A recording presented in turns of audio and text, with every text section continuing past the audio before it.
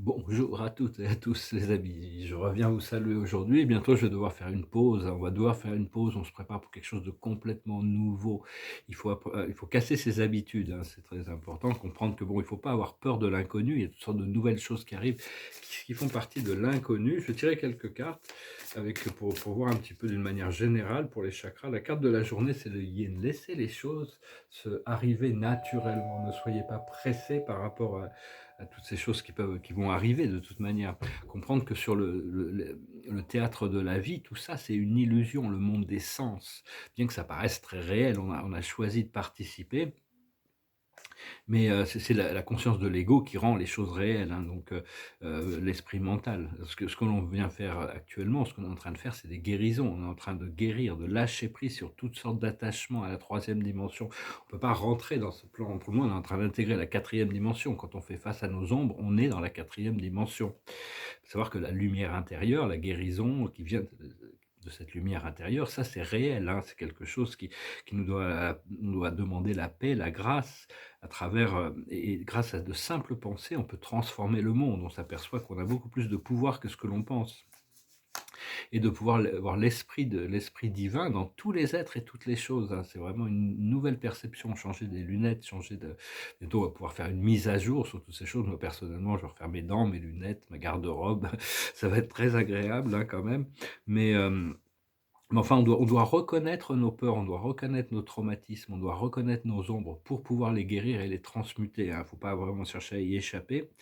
Mais bientôt, tout le passé va être complètement, on l'aura oublié. C'est quelque chose on n'aura plus besoin de tout ça. S'il revient, c'est parce qu'il y a encore une nécessité d'équilibre. Il faut comprendre aussi que les médias de masse ne vont pas avoir le choix, pour une question de survie, de couvrir les mensonges, hein. Ils vont devoir tourner leur veste.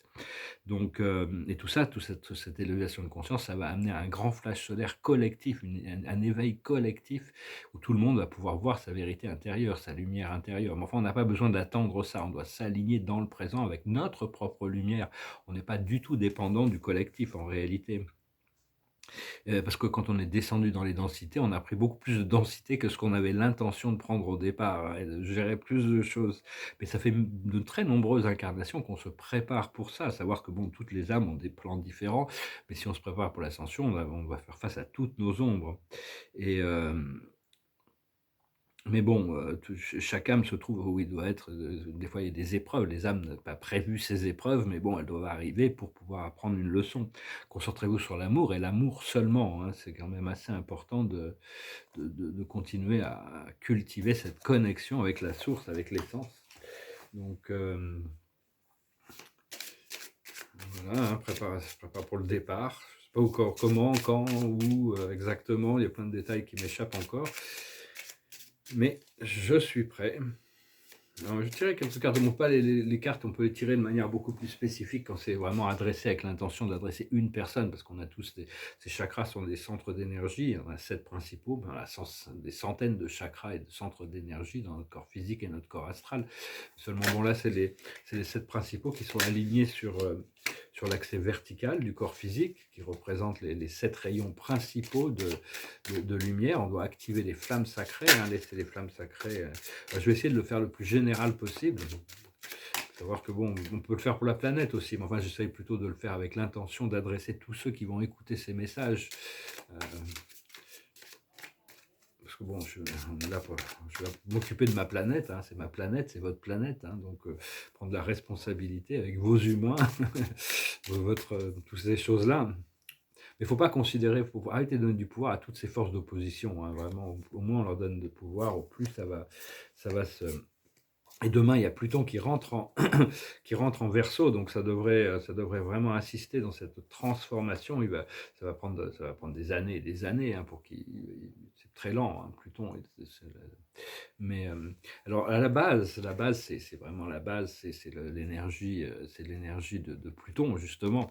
C'est c'est le switch, c'est le bouton qui ouvre la porte vers d'autres dimensions, hein, la base. Et donc, on doit renforcer notre base, solidifier notre base. Il y a eu beaucoup de transformations au niveau du chakra de la base. Et ici, on a les doutes. On doit transmuter, traverser les doutes. Le doute, c'est un centre mort.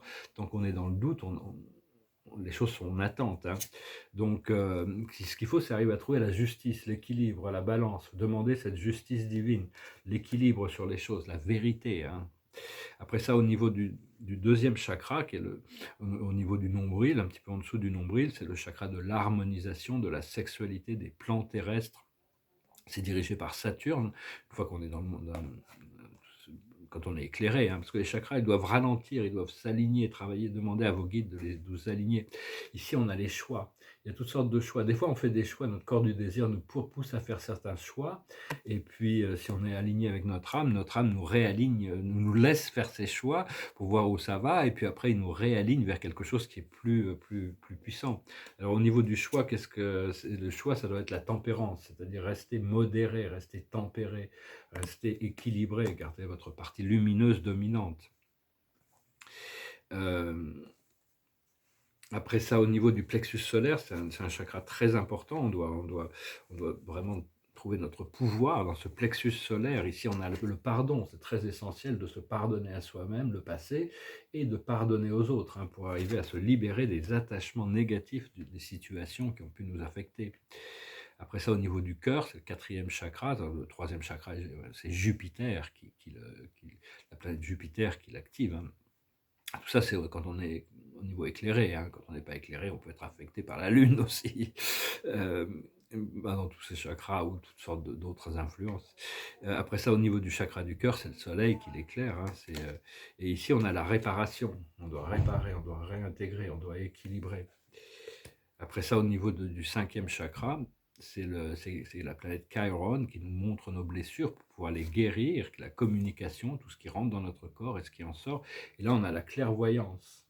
Continuez à cultiver, à connecter, à partager votre vérité, parler toutes les vérités n'ont pas besoin d'être exprimées, on a juste besoin de s'exprimer simplement et clairement. Après ça, au niveau du 6e chakra, c'est Neptune qui gère ce chakra, le 3e œil, c'est le centre, le siège de la conscience, c'est le centre de l'ascension, hein, c'est là où ça se passe. Et là, on a le triomphe. Donc c'est vraiment cet éclaircissement au niveau de la vision. Et après ça, il y a Neptune, et puis il y a Uranus, l'éveilleur, qui ouvre notre couronne, hein. C'est vraiment le 7e chakra, c'est ce qui nous connecte au plan supérieur. Et là, on a le réconfort qui arrive.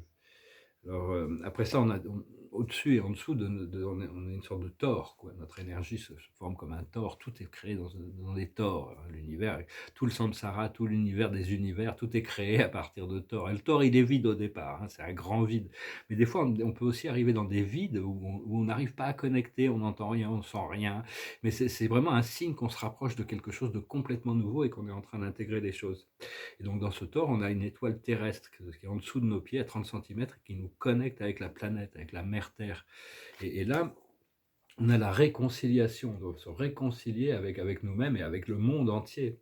Pas se laisser arrêter de rentrer dans des conflits et des jugements. Et après, on a une étoile de l'âme au-dessus de notre tête qu'on partage avec notre moi supérieur. Et là, il y a la patience, hein. Les choses vont descendre. Les choses vont descendre comme une grande spirale d'énergie qui va envahir tous nos chakras. Mais il faut attendre qu'on soit prêt. On est en train de travailler sur ces réparations et ces alignements. Voilà, bah écoutez, j'espère que ce message aura été intéressant pour vous. Je vous remercie d'aimer, de partager, de commenter, de souscrire. Je reviendrai si j'ai autre chose à dire. Je vous souhaite une excellente journée. Adonai.